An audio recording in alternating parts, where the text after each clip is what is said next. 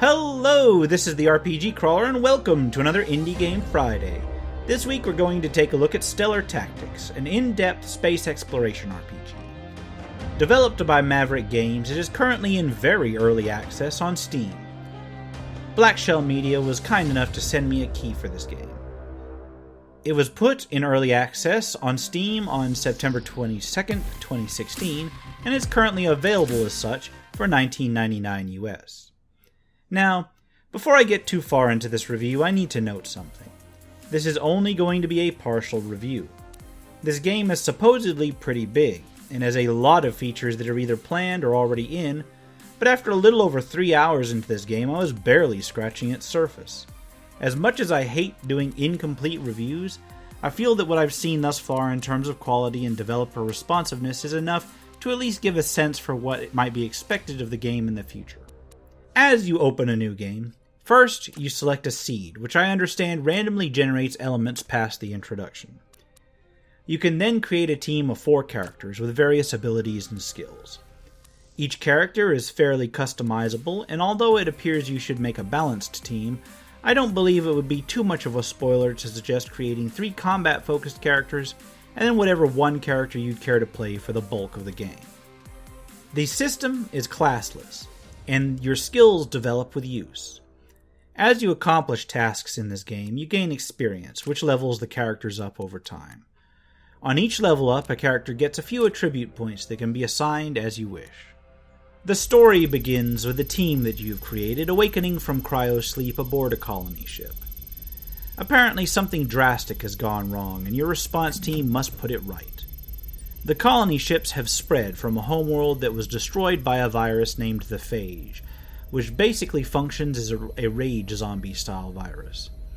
Somehow it has gotten onto the colony ship and mutated, becoming a swifter, almost monstrous version.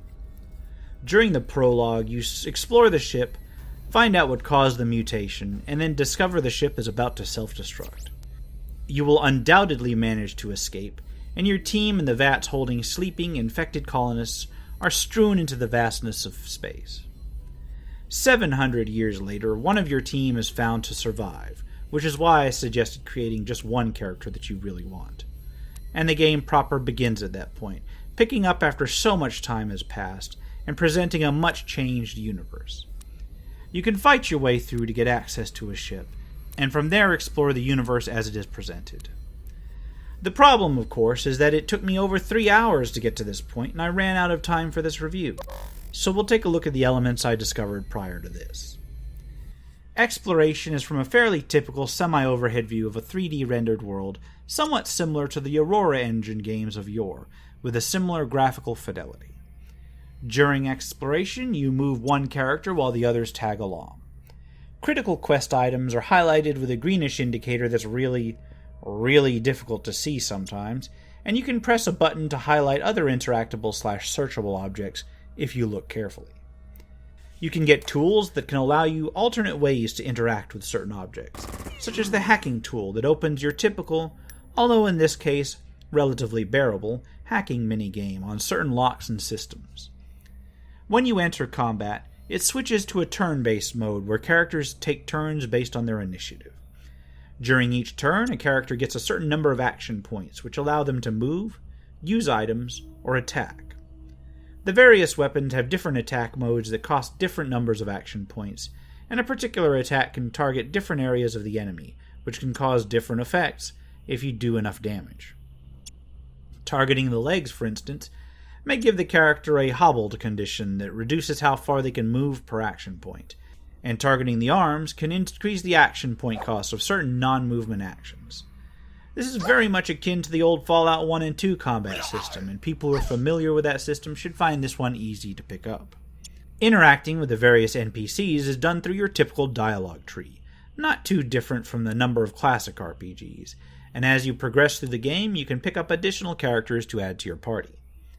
There are a number of systems which I didn't get to take a look at: spaceflight, trading, weapon customization, and so on.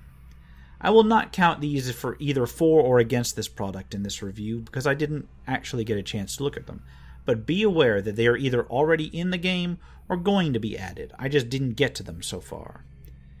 So far, so good. It appears to be an excellent large-scale sci-fi RPG in the making, but let's get critical, shall we?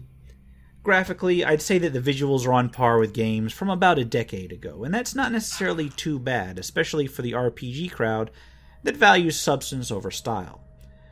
The graphics are workable and, a few odd animations aside, seem fitting for a game being product of what is apparently just a one-man development crew.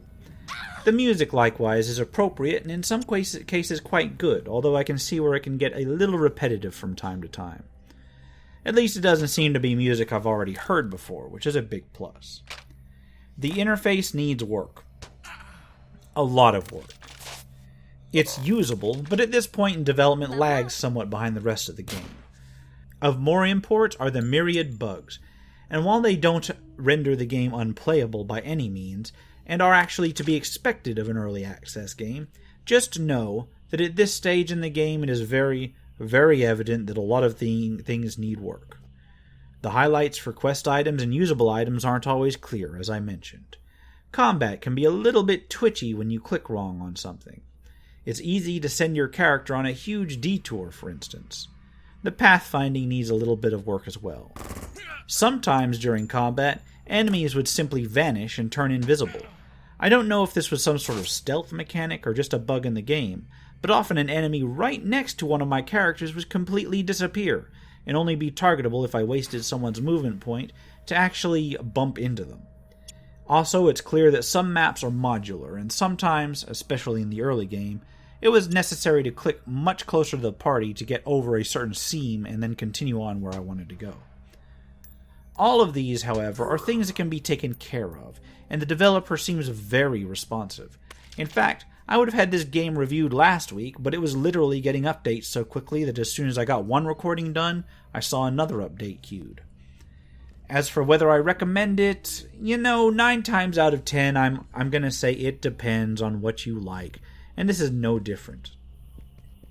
If you can put up with the early access bugs, and enjoy really involved RPGs in a massive sci-fi universe, then I definitely lean towards recommending this, with the caveat that it needs quite a bit of work still.